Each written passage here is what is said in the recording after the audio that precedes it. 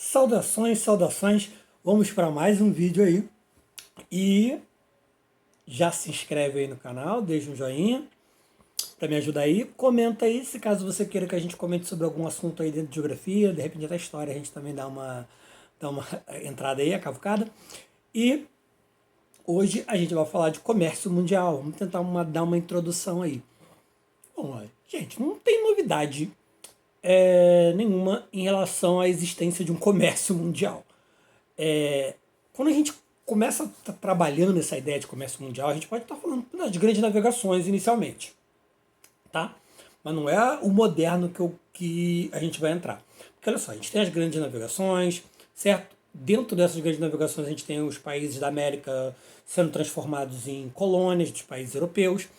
A gente tem a primeira divisão internacional do trabalho, que vai ser a parcela que cada país possui dentro da economia mundial.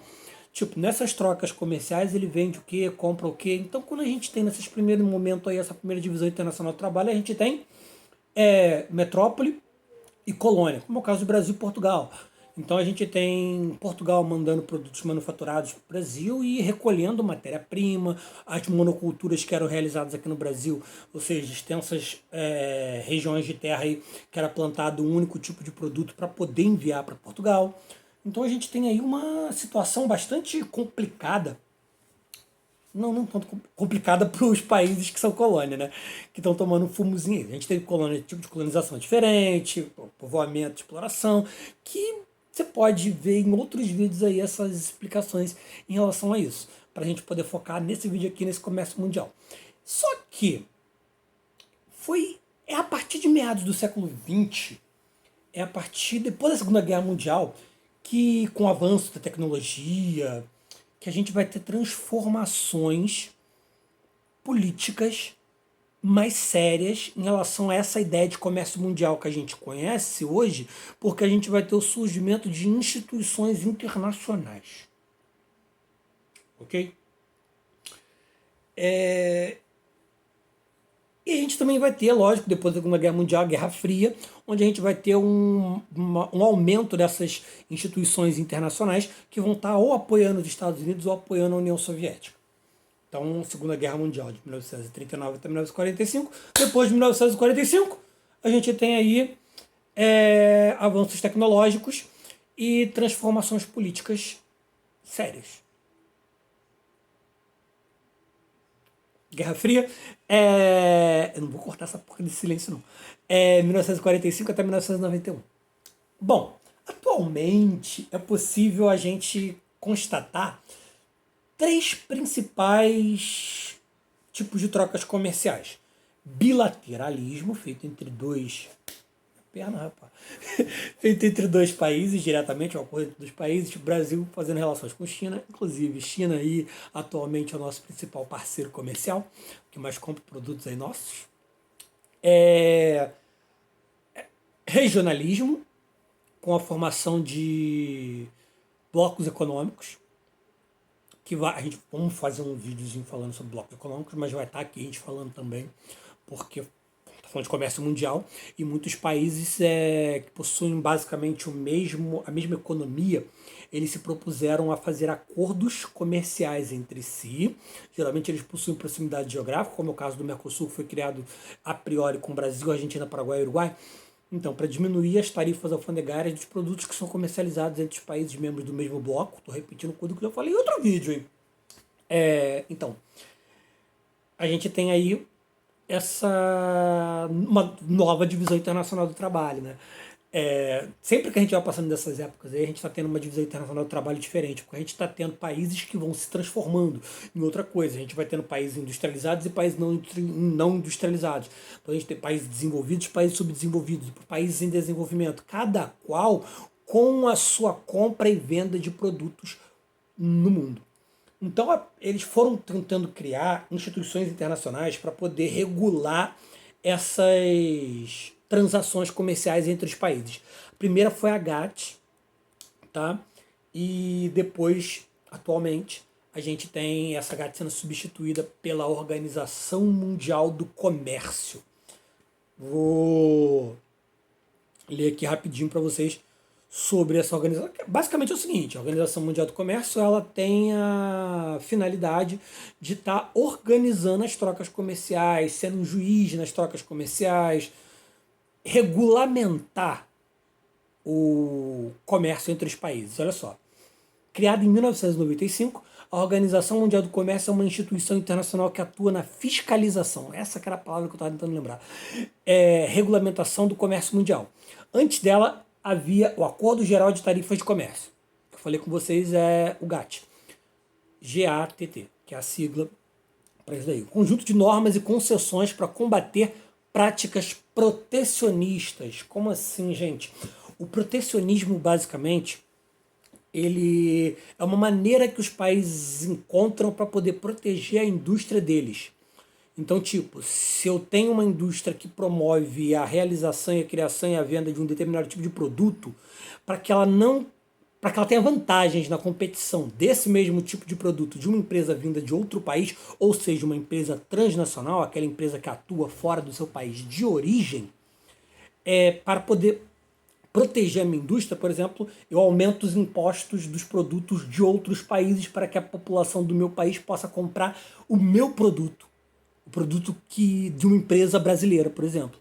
Então, tipo, o Brasil, a gente tem, vamos dar um exemplo aqui absurdo, uma empresa de liquidificador. Então, de eletrodomésticos de maneira geral. Então, eu aumento as tarifas de impostos dos produtos de eletrodomésticos que venham de outros países aqui no Brasil e assim os meus produtos, os produtos brasileiros estarão mais baratos e a população vai dar preferência para comprar o produto brasileiro que está mais barato. Essa é a prática que a gente conhece como protecionismo. Então a ideia do GATT era fazer algum tipo de regulamentação que pudesse fazer com que as empresas pudessem competir com mais facilidade. Temos problemas em relação a isso, tá? Por que temos problemas em relação a isso? Porque os países subdesenvolvidos, os países não industrializados, para que eles possam se industrializar, eles não podem. Cara, a gente tem o seguinte: na divisão internacional do trabalho atual, a gente tem uma dependência muito grande dos países subdesenvolvidos para os países desenvolvidos. Se o país subdesenvolvido quiser aumentar a sua industrialização, o seu avanço técnico, ele tem que começar de um patamar muito mais baixo do que o dos países que já estão desenvolvidos. Só que esse patamar muito mais baixo nunca vai se erguer porque eu não tenho como elevar esse nível tecnológico ao mesmo nível dos países desenvolvidos para que eu possa ter uma competição. Então muitos países acabam tendo, sei lá, vamos fazer protecionismo. Que aí a gente vai... porque eu só posso crescer a minha indústria com fundos, né, com dinheiro, com lucro, para poder pegar aquele lucro e investir. Se eu já tenho uma competição de algo que já está no mercado há muito tempo, cara, não tenho como competir. Então, fica complicado a situação. Mas, enfim, se a gente parar para pensar nessas instituições internacionais, muitas delas, acho que todas elas vão tá priorizando o que os países líderes dessa organização querem. Então vamos lá. Onde é que eu parei aqui? Parei no que eu estava falando da GATT, que tem a responsabilidade... Aqui, ó. Com a criação da organização, ficou sob a responsabilidade a resolução de conflitos comerciais entre os 153 países membros, o gerenciamento de acordos comerciais e a sua supervisão. Esses acordos são chamados também de regras comerciais e abrangem temas como agricultura, tarifas e propriedade intelectual. Para isso, a organização cria as chamadas rodadas. A gente teve diversas rodadas que eram agendas com um tema específico sobre algo dentro do comércio. A gente teve algumas rodadas até a criação da OMC.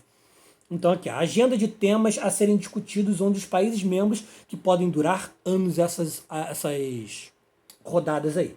Durante a vigência do Acordo Geral de Tarifas e Comércio, do GATT, foram realizadas 8 rodadas de negociações. Atualmente, a Organização Mundial coordena a rodada Doha, que foi lançada em 2001, que inclui discussões sobre os temas como agricultura, propriedade intelectual e o tratamento especial a favor dos países em desenvolvimento. Ou seja, o que pode ser feito em relação aos países desenvolvidos para facilitar o crescimento industrial dos países subdesenvolvidos. Dar alguma vantagem para os países subdesenvolvidos para que eles possam competir de uma maneira um tanto quanto mais justa com os países desenvolvidos. Fica em debate tudo isso o tempo inteiro. Logicamente, os países desenvolvidos não vão querer ser prejudicados, e aí a gente fica numa discussão, num debate constante aí. Bom, espero que deu para entender uma introdução aí da ideia de comércio mundial. Deu para a gente pegar conceitos como a divisão internacional do trabalho, deu para a gente poder entender mais ou menos as relações entre países desenvolvidos e subdesenvolvidos. Vamos lá, não foi um troço muito fundo, mas deu para a gente compreender aí o quanto os países desenvolvidos já estão em vantagens em relação aos países subdesenvolvidos e a luta desses países em desenvolvimento, saindo dessa condição de subdesenvolvimento, para tentar entrar nesse cenário internacional de comércio e poder se estruturar e se estabilizar nesse cenário. E a gente também viu o que é a GATT e a OMC, quais são as suas funções, certo? Para os meus alunos é só acompanhar lá no Clipe Escola e no Google Classroom, que a gente vai trabalhar esse tema um pouco mais afinco, a gente pode debater, falar um pouco mais sobre tudo isso, conforme vocês já estiverem situados melhor em relação ao assunto. Caso você queira algum vídeo sobre algum tema, é só comentar aí embaixo que a gente vai dar um jeito de estar fazendo esse vídeo, tá ok? Então, até a próxima, não queria deixar esse vídeo muito longo, já temos aí 12 minutos. Então a gente encerra por aqui, mas a gente vai continuar trabalhando esse tema em outros vídeos. Fui.